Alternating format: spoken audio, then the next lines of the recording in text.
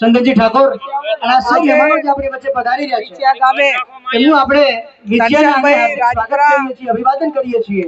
આ તકે એમનું પોતાનું મર્ડર અહીંયા કોઈ નાનો નથી કોઈ મોટો એ પરિવારને ન્યાય મળે। સમાજનો દીકરો સૌ સમાન। મર્ડર કર્યા પછી પણ જે આરોપીને પકડવાનો હોય પકડ્યો એ વાત બરોબર છે પોલીસ તંત્રની, પણ જે ખોટા કેસો કર્યા એ કેસ 93 થી વધારે યુવાનો ઉપર ખોટી રીતે એફઆઈઆર કરી ભૂતકાળની અંદર અનેક સમાજોના કેસ પાછા ખેંચાણા, જેના ખેંચાણા એની સામે અમને વાંધો નથી, પણ કોળી સમાજના યુવાનો ઉપર જે ખોટી રીતે ફરિયાદ દાખલ કરીને એમને હેરાન કરવા માટેનો પ્રયત્ન કર્યા એના માટે કરીને વિરોધ પક્ષના નેતા અમિતભાઈ ચાવડાના નેતૃત્વ હેઠળ આજે કોળી ઠાકોર સમાજના આગેવાનો આ સમાજને હૂંફ મળે અને જે અન્યાય થયો છે એમને કઈ રીતે સરકાર તરફથી પોલીસ તરફથી ન્યાય મળે એના માટે કરીને આજે બધા આગેવાનો આ વિછિયા ગામની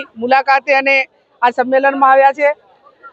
જે લેન્ડ ગ્રેબિંગનો જે કેસ હતો રાજપરાનો, એમને જે એમની માગણી મુજબ એ પરિવારને ન્યાય મળે, આ 2-3 બાબતો લઈને સૌ આગેવાનો વાત કરવાના છે। ત્યારે હું સરકાર પાસે અપેક્ષા રાખું અને સરકારમાં બેઠેલા કોળી સમાજના આગેવાનોની પણ નૈતિક જવાબદારી થાય છે કે કોઈ પણ પક્ષાપક્ષીથી દૂર રહીને સર્વપક્ષીય જ્યારે કોઈ પણ વ્યક્તિ પોતે જ્યારે જાહેર જીવનમાં આવતા હોય ને ટિકિટો માગવાનો હોય ત્યારે કહેતા હોય છે કે અમારા સમાજના આટલા વોટ છે એટલે મને ટિકિટ મળવી જોઈએ, તો આજે પણ કહેવું જોઈએ કે અમારા સમાજને આટલો અન્યાય થયો છે તો એને ન્યાય મળે। આ વાત પણ સર્વપક્ષીય આગેવાનોએ જ્યાં ત્યાં સરકારમાં જ્યાં વગ હોય ત્યાં કહેવી પડશે અને એ બાબતની ઉઘરાણી અમે કરીશું। વિપક્ષ તરીકે અમારી ભૂમિકા અમે અદા કરીશું। મુખ્ય માંગ તો જે અન્યાય થયો છે દૂર કરવાની વાત છે, શું કહેશો? આજે વિછિયા તાલુકામાં ખોટી રીતે લેન્ડ ગ્રેબિંગને નામે કાર્યવાહી કરવામાં આવી। એ જે વ્યક્તિ ઘનશ્યામભાઈ હતા એમની સરેઆમ હત્યા કરવામાં આવી અને એ હત્યા બાદ જે રીતની પરિસ્થિતિ સર્જાય કે પોલીસ સાથે સંઘર્ષના નામે લગભગ 90 જેટલા કોળી સમાજના આગેવાનો કાર્યકરો પર એફઆઈઆર કરવામાં આવે છે। એમાંથી 50% જેટલા લોકો તો જે તે સમયે સ્થળ પર હાજર જ નહોતા, તેમ છતાં પણ એની પર એફઆઈઆર કરવામાં આવે છે, એની પર ગંભીર કલમો દાખલ કરવામાં આવે છે અને વારંવારની રજૂઆત છતાં પણ સરકાર દ્વારા રાજકીય કાવા દાવાનો ભોગ આજે આ કોળી સમાજના આગેવાનો કાર્યકરો બની રહ્યા છે।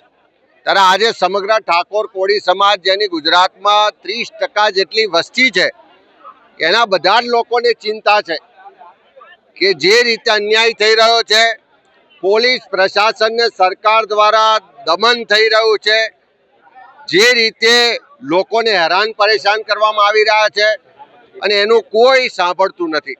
ત્યારે આજે બધા બિન રાજકીય રીતે ભેગા થયા છે અને બધાની એક જ માગણી છે કે રાજ્ય સરકાર જો પાટીદાર સમાજના આંદોલન વખતના 98% કેસ પાછા ખેંચવાનો નિર્ણય લઈ શકતી હોય તો ગુજરાતમાં જેટલા ઠાકોર સમાજના હોય, કોળી સમાજના હોય, આદિવાસી સમાજના હોય, દલિત સમાજના હોય કે અન્ય સમાજના હોય, જેટલા લોકો પર આંદોલનના કે કોઈ વિરોધ પ્રદર્શનના અલગ અલગ કેસો કરવામાં આવ્યા છે, જુદી જુદી કલમો લગાવવામાં આવી છે, એ બધા જ કેસો પણ પાછા ખેંચવાની સરકાર જાહેરાત કરે એવી આજે સમાજની માગણી છે।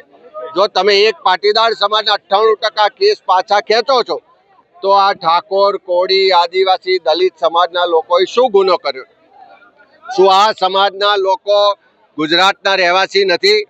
શું આ સમાજના મતોથી તમારી સરકાર નથી બની?